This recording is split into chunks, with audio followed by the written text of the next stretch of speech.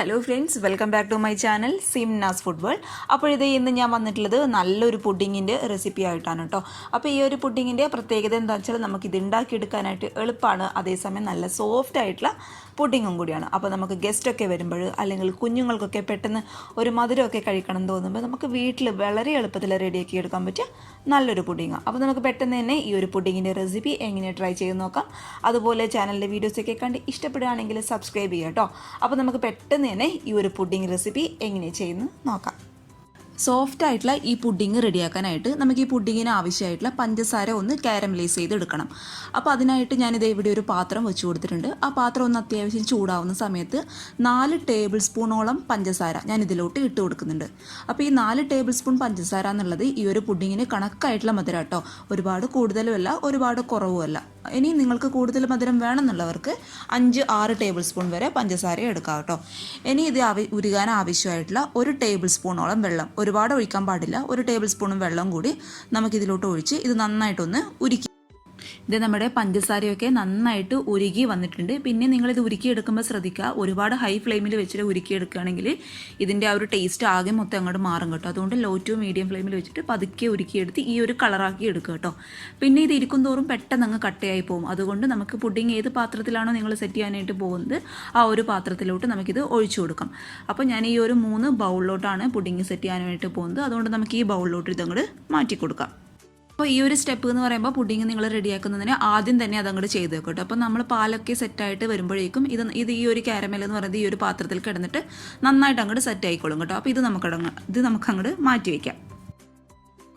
ഇനി ഇതേ മറ്റൊരു പാത്രത്തിൽ നമുക്ക് ഈ പുഡിങ്ങിന് ആവശ്യമായിട്ടുള്ള പാല് ഒന്ന് തിളപ്പിച്ചെടുക്കണം. അതിനായിട്ട് ഇത് ഞാനിപ്പോൾ ഇവിടെ എടുത്തിട്ടുള്ളത് 1/4 കപ്പ് പാലാണ് കേട്ടോ. അപ്പോൾ 1/4 കപ്പ് എന്ന് പറയുമ്പോൾ 250 ml പാല് എടുത്തിട്ടുണ്ട്. ഇനി നമുക്കിതിലോട്ട് 3 ടേബിൾ സ്പൂണോളം പഞ്ചസാര ഞാൻ ഇട്ട് കൊടുക്കുന്നുണ്ട്. അപ്പോൾ പഞ്ചസാര കൂടുതൽ വേണമെന്നുണ്ടെങ്കിൽ, അതായത് മധുരം കൂടുതൽ വേണമെന്നുള്ളവർക്ക് 4-5 ടേബിൾ സ്പൂൺ വരെ പഞ്ചസാര ഇട്ട് കൊടുക്കാം കേട്ടോ. എന്നിട്ട് ഇത് നന്നായിട്ടൊന്ന് മിക്സ് ചെയ്ത് കൊടുക്കാം.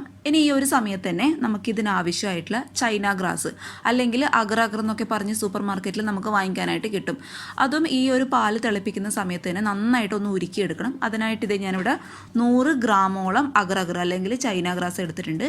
അതിലോട്ട് നമുക്ക് ആവശ്യത്തിനുള്ള വെള്ളം ഒഴിച്ച് ഇതാദ്യം നമുക്ക് ഈ പാല് തിളപ്പിക്കുന്ന സമയത്ത് തന്നെ മറ്റൊരു സ്റ്റൗവിൽ വെച്ചിട്ട് ഇതും നമുക്ക് നന്നായിട്ടൊന്ന് തിളപ്പിച്ചെടുക്കും. പാലും ചൈന ഗ്രാസും കൂടി ഒരുമിച്ചിട്ട് വേണം കേട്ടോ നമുക്ക് ഉരുക്കിയെടുക്കാനായിട്ട്. അതായത് പാല് നന്നായിട്ട് തിളപ്പിച്ചെടുക്കുന്ന ആ ഒരു സമയത്ത് വേണം മറ്റൊരു സ്റ്റൗവിൽ ചൈന ഗ്രാസ് ഉരുക്കിയെടുക്കാനായിട്ട്. കാരണം അപ്പോഴേ രണ്ടും കൂടി നന്നായിട്ടൊന്ന് മിക്സ് ചെയ്യണം. രണ്ടും ഒരേ ചൂടിൽ വേണം നന്നായിട്ട് മിക്സ് ചെയ്യാനായിട്ട്. അപ്പോഴേ കണക്കായിട്ട് അങ്ങോട്ട് മിക്സ് ആകും കേട്ടോ. അതുകൊണ്ടാണ് രണ്ടും ഒരേ സമയത്ത് ചൂടാക്കാനായിട്ട് പറയുന്നത്. പിന്നെ ചൈന ഗ്രാസിൻ്റെ അളവ് എന്ന് പറയുന്നത് കൂടി പോകാൻ പാടില്ല. കൂടിപ്പോയി കഴിഞ്ഞാൽ നമ്മുടെ പുഡിങ്ങിന് വല്ലാത്തൊരു കട്ടിയായിട്ട് തോന്നും കേട്ടോ. അതുകൊണ്ട് ഒരു 70-100 ഗ്രാം വരെ ചൈന ഗ്രാസ് എടുത്താലും മതിയാകും കേട്ടോ. ഇനി നമുക്ക് ഈ ചൈന ഗ്രാസ് എന്ന് പറയുന്നത് ഈ പാലിലോട്ട് അങ്ങോട്ട് ഒഴിച്ചു കൊടുക്കാം. രണ്ടും ഒരേ ചൂടായിരിക്കാൻ പ്രത്യേകം ശ്രദ്ധിക്കുക. അപ്പോൾ ഒഴിച്ചു കൊടുക്കുന്ന ആ ഒരു വശം തന്നെ നന്നായിട്ട് പാലങ്ങോട്ട് മിക്സ് ചെയ്യും വേണം കേട്ടോ. അല്ലെങ്കിൽ അത് ഈ ചൈന ഗ്രാസ് എന്ന് പറയുന്നത് പെട്ടെന്ന് അവിടെ കട്ട പിടിച്ചിരിക്കും. അതുകൊണ്ട് ഒരേ ചൂടിൽ രണ്ടും നന്നായിട്ട് അങ്ങോട്ട് മിക്സ് ചെയ്ത് കൊടുക്കുക.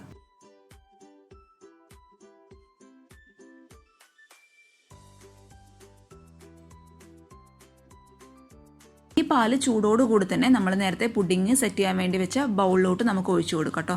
അപ്പോൾ ഈ പാലിൻ്റെ ചൂട് കാരണം നമ്മൾ നേരത്തെ ഒഴിച്ചു കൊടുത്ത ഷുഗറിൻ്റെ ആ ഒരു കാരമലൈസ് അതങ്ങോട്ട് ഉരുകിക്കോളും. അപ്പോൾ നമുക്ക് ചൂടോടുകൂടി തന്നെ ഈ പാല് ആ ബൗളിലോട്ട് മാറ്റി കൊടുക്കാം.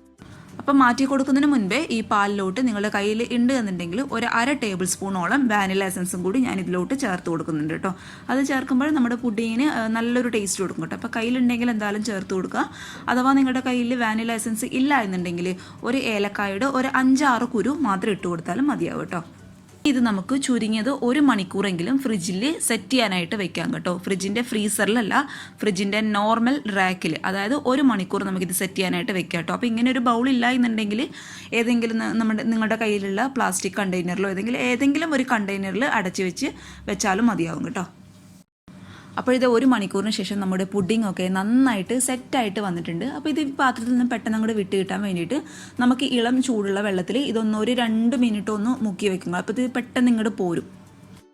അപ്പോഴത്തെ നമ്മുടെ പുഡിങ് ഇവിടെ നല്ല അടിപൊളിയായിട്ട് നല്ല ഇങ്ങനെ സ്പൂണ് വെച്ചിട്ട് ഇങ്ങനെ തട്ടി നോക്കുമ്പോൾ ഇളകി വരണം കേട്ടോ. ഇങ്ങനെ ഇളകി കളിക്കണം, അതാണ് അതിൻ്റെ കറക്റ്റ് പരുവെന്ന് പറയുന്നത്. പിന്നെ ബാക്കിയുള്ള കാരമൽ ഒരു ഭംഗിക്ക് വേണ്ടിയിട്ട് ഈ പാത്രത്തിൻ്റെ മുകളിലോട്ടോട്ടാക്കി ഞാൻ ഒഴിച്ചു കൊടുത്തിട്ടുണ്ട്. അപ്പോൾ നല്ല ടേസ്റ്റുള്ള പുഡിങ്ങാണ്. എല്ലാവരും ഒന്ന് റെഡിയാക്കി നോക്കുക, തയ്യാറാക്കി നോക്കിയിട്ട് അഭിപ്രായങ്ങളൊക്കെ അറിയിക്കുക. അതുപോലെ ഷുഗർ കാരമലൈസ് ചെയ്യുമ്പോൾ ഒന്ന് ശ്രദ്ധിക്കുക, അതിൻ്റെ ടേസ്റ്റ് മാറിപ്പോകാൻ പാടില്ല, എങ്കിലും നമ്മുടെ പുഡിങ് ആകെ മൊത്തം കൊളാകും കേട്ടോ. അപ്പോൾ അതൊന്ന് ശ്രദ്ധിച്ചേക്കണേ. ബാക്കിയെല്ലാം അടിപൊളിയാണ്, എല്ലാവരും തയ്യാറാക്കി നോക്കുക. കുഞ്ഞുങ്ങൾക്കൊക്കെ തീർച്ചയായും ഇഷ്ടപ്പെടുന്ന നല്ലൊരു റെസിപ്പിയാണ്. അപ്പോൾ എല്ലാവരും ട്രൈ ചെയ്ത് നോക്കിയിട്ട് അഭിപ്രായങ്ങളൊക്കെ അറിയിക്കുക. അതുപോലെ ചാനലിൻ്റെ വീഡിയോസൊക്കെ കണ്ട് ഇഷ്ടപ്പെടുകയാണെങ്കിൽ സബ്സ്ക്രൈബ് ചെയ്യുക, ലൈക്ക് ചെയ്യുക, ഷെയർ ചെയ്യുക. അപ്പോൾ നാളെ ഒരു നല്ല വീഡിയോ ആയിട്ട് കാണും വരെ thank you for watching Simnas food world.